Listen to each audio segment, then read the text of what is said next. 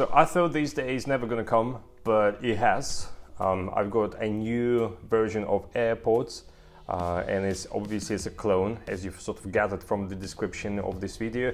And I thought that they're never gonna do it, but they have done it. Looking at the box itself, it looks so realistic. It looks so bloody hell. It looks professional. It looks like an original Apple thing, except for the actual plastic wrapper and all those things. But they've come really close, and I mean dangerously close to a real product. And today we're going to be talking about new AirPods.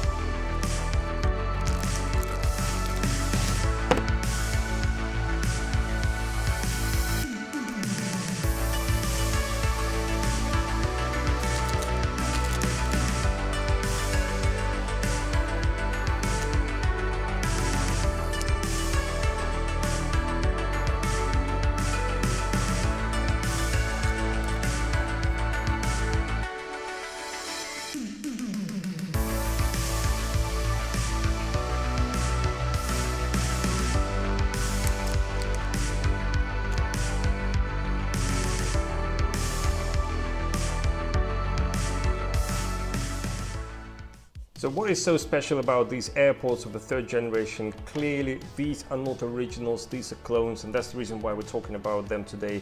I wouldn't talk about the originals because just no point really. So why am I so impressed? Because for $20 US, or well, let's say 24, 25 US, what you get is a box that looks like an original box, which is cool. Inside of the box, clearly it's been unpacked already. You've got all the documentation with Apple logos absolutely everywhere, and honestly it's getting to a point where it's just scary because Chinese guys getting so close to the originality like of the original product, and that's what the headphones were wrapped in. And also if you look down underneath, you've got your lightning charging cable, which is okay. I'm not gonna say it's exactly the same as the original cable, but you know, to someone who's never seen a original Apple cable, you know, these would look really, really good. So for today's purposes, you know, I'm gonna have an AirPods Pro clone as well, and I have a review of those on my channel. And these are the AirPods of the third generation, so 2021. You can see the difference in cases. This is slightly wider, whereas this is slightly short and narrow now, as well as there are many, many different changes between the cases as well. Like the one thing that hasn't changed is the lightning port. So what was good and what was so bad about AirPods Pro clones? First of all, the lead never shut straight. If you were to take a closer look, the left side of the casing has got a narrow gap which closes up if I was to push on the lid. Don't like ignore this scuffing and all that, because I've been using these headphones a lot. The other thing is at the back, the famous clicking button. So if you were to press the button, it would make a very annoying clicking noise, which would immediately give it away, showing that this is not original Apple product. Obviously, there is no writing where it usually says designed by Apple in California. And when you open up a case, and although everything was cool with with the case and the lid in the past, it felt a bit flimsy, but it was okay for the time. It was okay for the clone, and the light was not so bright as it was with the previous models. Whereas with the third generation, the whole game just changed. The gap is exactly the same all the way around, so very, very small, but very good attention to detail.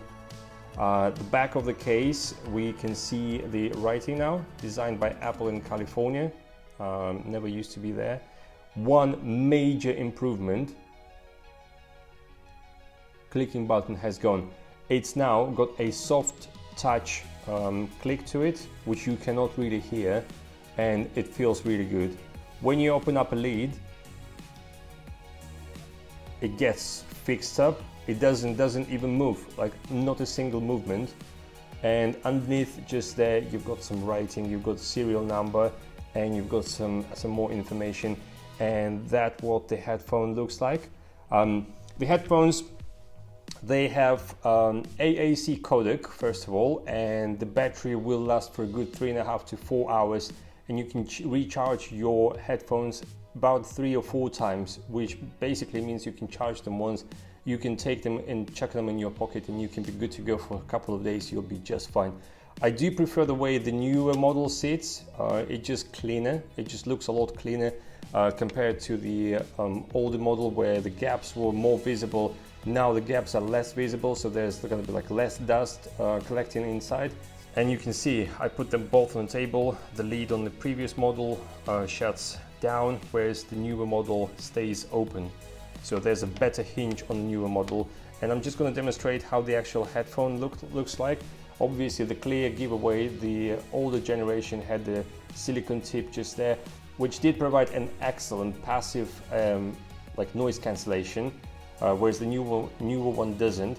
But Jesus Christ, does the newer model provide a lot of cleaner, better sound. Oh, it's incredible. And I'm really sorry, I can't show you, I can't demonstrate how it's going to sound, but you're just going to have to take my word for it. The newer model, like the third generation, it's got a very sticky bass. The mid are very good and the highs are just right. It's like literally, I've listened every single genre you can think of: drum and bass, house, trance, rock, classical music, even the podcasts, and maybe a little bit of video editing or something like that. These guys, they're just killing absolutely every single competition on the market. And this is clones. These are clones. You know what I mean? It's not like a dedicated product. It's someone just cloning this product. It's incredible. So the sensor on the leg is actually genuine. So it is a press sensor, like it's like a squeeze sensor. So you can't just lightly tap it and expect for it to work. You really have to sort of give it a squeeze. So if you squeeze it once, it will pause your track. If you squeeze it twice, it will skip the track. And also if you press it 3 times, it will activate Siri, and then you can ask your question and Siri will answer. The one thing I would suggest is, obviously being a clone, there will be some downsides, and one of them is rather excellent sensor that detects whether the headphone is in the ear or not. However, because they don't have silicone tips on the end, what these headphones tend to do is when you're gonna start squeezing the leg, it's just the stem, it's just gonna ever so slightly, it's just gonna take them out of your ear, and that will trigger the sensor, which will falsely stop the music every single time. So what you can do is go into the settings of these headphones in your Bluetooth settings, and you can just disable that sensor by default. And then you will be able to use your headphones without any issues whatsoever, because let's face it, not everyone needs to use that sensor. It's not that often that we stop on the street and we have to take the headphone out in order for us to have a conversation with someone. It is useful to have, or you could flip it the other way around, keep the sensor but maybe just don't use the pressure sensor on the side, use your phone to skip the tracks and you'll be good to go. So the way they sit back, you just chop them in there and they just drop down and they sit like this. Magnets are excellent. The headphones are not going to come out. Everything is just so beautifully made. So I've got Airpods 3 in my ears currently, and if I was to lightly tap left earbud, nothing would happen. If I was to tap the right earbud, you would hear that annoying noise, meaning that the microphone is only placed into the right earbud. Whereas with the originals, you would get 2 microphones, 1 per each earphone. And iPhone would manually, or automatically I should say, select which microphone you would use more or less in order to minimize like wind noise and all those things. But this is how your voice is going to sound like if you were to have a conversation with someone through the headphones. And it's up to you to decide whether the quality is good or not. So now this is going to be a perfect test because I'm in the car. I'm currently doing about 100 kilometers per hour, or that's roughly about 60 miles per hour. It's a very uneven road, and I've got earbuds obviously in my ears, and I'm talking quietly.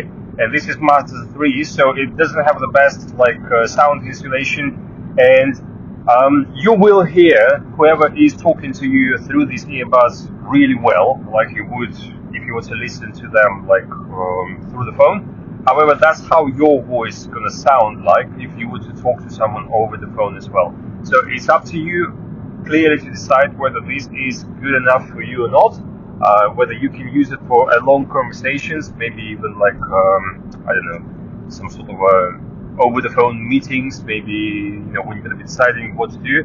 And yeah, so that's the quality that you're gonna get, and it's up to you to decide whether it's good or not.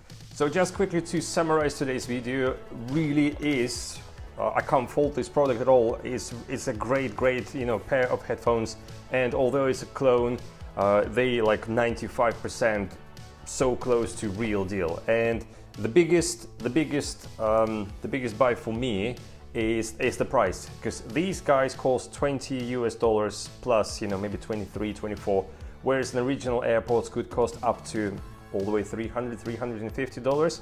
And now let me ask you a question. So if you were to lose your AirPods, which one you would rather lose? These ones for $20 or the ones for $350? Considering that the sound quality is pretty much the same. I know the answer for myself. I'd rather lose these guys and buy myself another pair within a week and be happy again. So yeah, if you got any questions, don't hesitate, comment down below. I'll do my best to answer your questions as soon as I possibly can. Thank you very much for watching this video. Thank you very much for subscribing, staying tuned, and just thank you very much. And I'll see you guys in the next one.